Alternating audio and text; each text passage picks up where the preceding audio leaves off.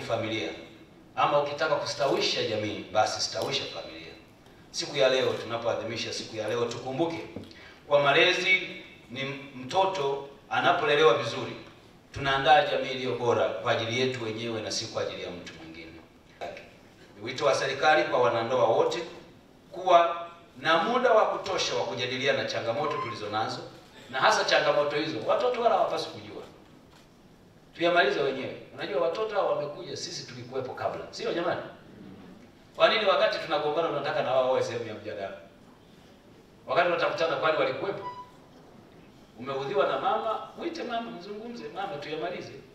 Ukitoka nje pale, kaa na plastic smile. Hapaswi kujua haya mambo ya kwenda baba unaushtaki kwa mama, kwa watoto, mama unashtaki mama kwa watoto. Matokeo yake ni kwamba watoto wale na wao wanajenga ukuaji wenye chuki miongoni wa kutaka kusema mambo ya ndani badala ya ninyi kuyamaliza huko ndani, watoto wabaki na amani kwenye maisha yao.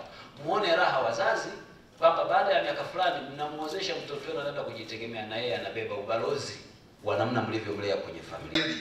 Ni kwamba migogoro ya ndoa tuliyoipokea kwa mwaka huu mmoja tu 24-25 ni migogoro 980.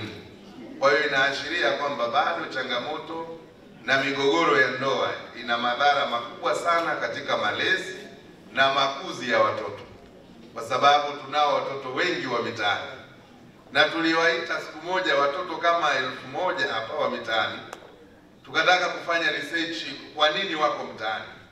Moja kati ya sababu, na tulikula nao futari, moja kati ya waliokuwa wakieleza wanasema ni kwa sababu ya migogoro ya ndoa ya familia zao. Kwa hiyo wakaamua kuingia mitaani na kukimbia familia zao. Kukuza eneo la smart malezi, kutumia tehama katika kukuza katika masuala ya malezi, na hii ni kwa pande zote, kwa wazazi, walezi, lakini pia kwa watoto. La nne, Mheshimiwa mgeni rasmi, ni kuimarisha ushirikiano na taasisi za dini na za kimila ili kuhakikisha kwamba tunaimarisha basi masuala ya malezi, makuzi kwa kuzingatia tamaduni zetu zilizochanya, na zile ambazo ni hatarishi basi tunaachana nazo. Pia Mheshimiwa mgeni rasmi, itasaidia pia katika kuwalea vijana balee, lakini pia kuwaandaa vijana wanaotaka kuanzisha familia.